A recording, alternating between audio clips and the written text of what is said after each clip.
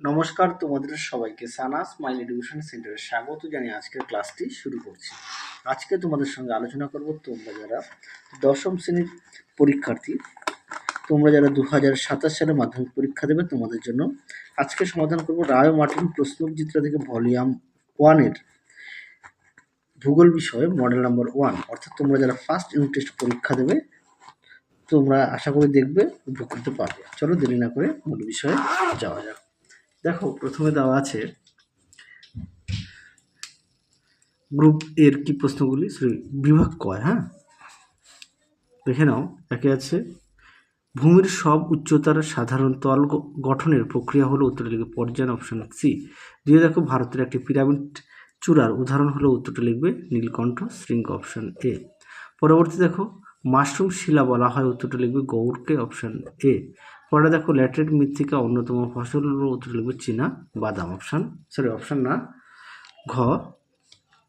পরটা দেখো কি আছে 5 দেখে রাজস্থানের লবণাক্ত হ্রদকে বলে, উত্তরটা লিখবে অপশন ক রান।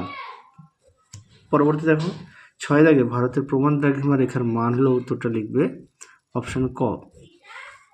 7 দাগে দেখো ভারত ও চীনের সীমারেখাকে বলে ম্যাকমোহন লাইন, অপশন ক। 8 দেখো মালানদ কথাটির অর্থ হলো, উত্তরটা লিখবে পাহাড়ি দেশ, অপশন খ। পরবর্তী প্রশ্ন দেখো বিভাগ ক্ষয় কি আছে। একে আছে ভারতের উচ্চতম লবণাক্ত হ্রদের নাম উলার, এটা হবে অশুদ্ধ, সঠিক উত্তর প্যাংগং। তারপরে দেখো ঝাড়খণ্ডে ক্রান্তীয় চিরহরিত অরণ্য দেখা যায়, এটা হবে অশুদ্ধ, সঠিক উত্তর হবে ক্রান্তীয় পর্ণমোচী। পরবর্তী প্রশ্ন দেখো ব্রহ্মপুত্র নদ উৎপত্তিস্থলের সাংপর্ণ নামে পরিচিত, এটা হচ্ছে শুদ্ধ। তারপরে দেখো এই প্রশ্নের উত্তরটা হবে অশুদ্ধ, সঠিক উত্তর হবে প্রপাত কূপ। 5 দেখো উত্তরটা হবে শুদ্ধ। পরবর্তী দেখো শূন্যস্থান পূরণ, এটা উত্তর হবে পলল শঙ্খ। তোমরা একটু দেখে নিও প্রশ্নটি। পরবর্তী প্রশ্ন দেখো হিমবাহ পৃষ্ঠে তাড়াতাড়ি ও সমান্তরাল ফাটলগুলিকে ক্রেভাস বলে। পরবর্তী দেখো মণিপুরের লোকটাক হ্রদ বিখ্যাত। তারপরে দেখো 4 বৃষ্টির জল সংরক্ষণের একটি বিশেষ পদ্ধতি হলো চেক ড্যাম। পরবর্তী দেখো বিভাগ গয়ের প্রশ্নের উত্তরগুলি তোমাদের সমাধান করে দেখাবো। তোমাদের সব প্রশ্নের উত্তরগুলো রায় মার্টিন সহায়িকা থেকে দেখাবো। বিভাগ গয়ে কি আছে দেখো। একে আছে লোয়েস কাকে বলে। দেখো প্রশ্নের উত্তর লোয়েস কাকে বলে। দেখো উত্তরটা এখান থেকে এফডি লিখবে লোয়েস, দেখে নাও। পরবর্তী দেখো কি আছে গিরিখাত ও ক্যানিয়নের পার্থক্য লেখো। দেখো প্রশ্ন উত্তরটি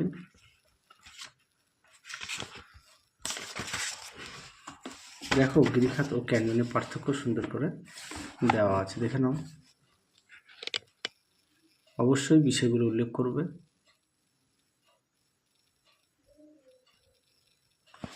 পরবর্তী প্রশ্ন দেখো কি আছে দুন বলতে কি বোঝো। দেখো প্রশ্নের উত্তর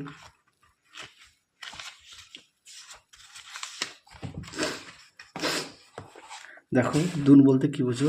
দেখো সুন্দর করে দেওয়া আছে, তোমরা অবশ্যই পড়ে নিয়ে লিখবে। আর প্রতিটা প্রশ্নের পাশে পেজ নাম্বার দেওয়া আছে, তোমাদের সুবিধার্থে একটু দেখে নিও। পরবর্তী দেখো খাদার ও ভাঙরের মধ্যে পার্থক্যগুলি লেখো। দেখো প্রশ্ন উত্তর খাদার ও ভাঙর। দেখো এখানে সুন্দর করে দেওয়া আছে, তোমরা অবশ্যই পড়ে নিয়ে লিখবে। অবশ্যই বিষয়গুলো উল্লেখ করবে। হ্যাঁ, যেহেতু তোমরা মাধ্যমিক স্টুডেন্ট, বিষয়টা খুবই গুরুত্বপূর্ণ। পরে দেখো ম্যানগ্রোভ অরণ্যের দুটি বৈশিষ্ট্য লেখো। দেখো এই প্রশ্নের উত্তরটি আমাদের দেখায় ম্যানগ্রোভ অরণ্য বলেছে, তাই তো সামুদ্রিক। দেখো ম্যানগ্রোভ উদ্ভিদ সুন্দর করে দেওয়া আছে, তোমরা একটুখানি পড়ে নিয়ে লিখবে। দেখো বৈশিষ্ট্য দেওয়া আছে, দেখে নিও উত্তরটি। পরবর্তী দেখো কি আছে এবার আমরা দেখাবো বিভাগ ঘয়ের কি আছে। এর প্রশ্নমান 3। একে আছে 4 একে ভারতের পশ্চিমে থর মরুভূমির সৃষ্টির কারণ।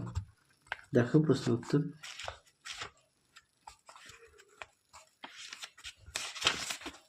দেখো, দেখে নাও সুন্দর করে দেওয়া আছে, তোমরা অবশ্যই পড়ে নিয়ে লিখবে। দেখে নাও। পরবর্তী প্রশ্ন দেখো কি আছে অথবা দিয়ে ভারতের অধিকাংশ পূর্ব বাহিনী নদীতে বদ্বীপ দেখা যায় কেন। দেখো প্রশ্নের উত্তরটি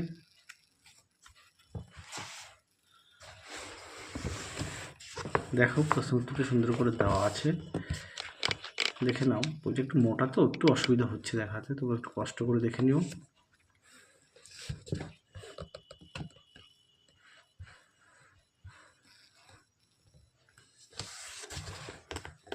একটু কষ্ট করে তোমরা দেখে নিও, হ্যাঁ। পরবর্তী প্রশ্ন দেখো কি আছে, নদী উপত্যকা ও হিমবাহ উপত্যকার মধ্যে পার্থক্যগুলি লেখো। দেখো প্রশ্ন উত্তর,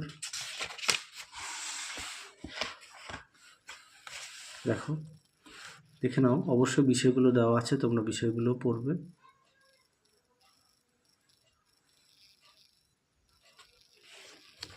পরবর্তী প্রশ্ন দেখো কি আছে, অনুদৈর্ঘ্য ও বারখান বাড়ারির মধ্যে 3টি পার্থক্য লেখো। দেখো প্রশ্ন উত্তর, অনুদৈর্ঘ্য আর বারখান।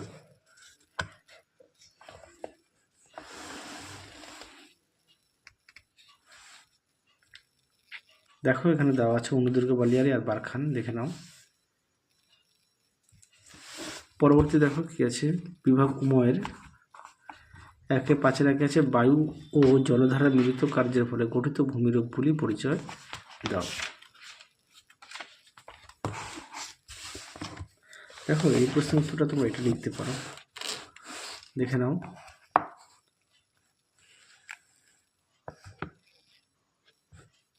অবশ্যই পয়েন্ট দিয়ে লিখবে।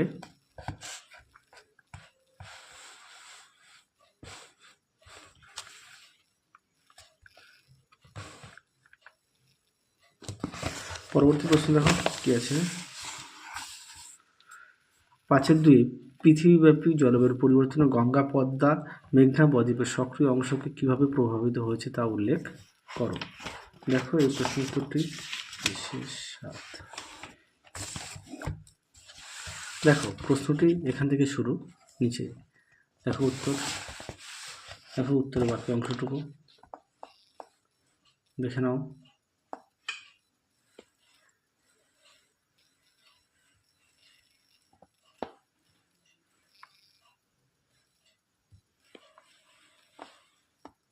অবশ্যই দেখে নিও তোমরা যদি পারো পাঠ্য বইটা একটু খুঁটিয়ে পড়বে সমস্ত বিষয়। পরবর্তী প্রশ্ন দেখো কি আছে, শেষ প্রশ্ন, ভারতের জলবায়ুর উপর মৌসুমী বায়ুর প্রভাব। খুব গুরুত্বপূর্ণ প্রশ্ন, পরীক্ষা খুব আসে এই প্রশ্নটি।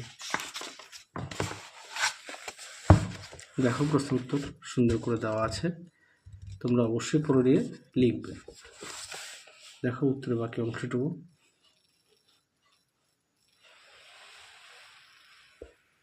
দেখে নাও।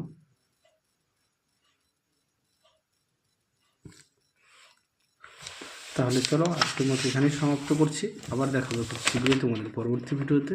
তোমরা সবাই সুস্থ থেকো, ভালো থেকো। আজকের মতো টাটা।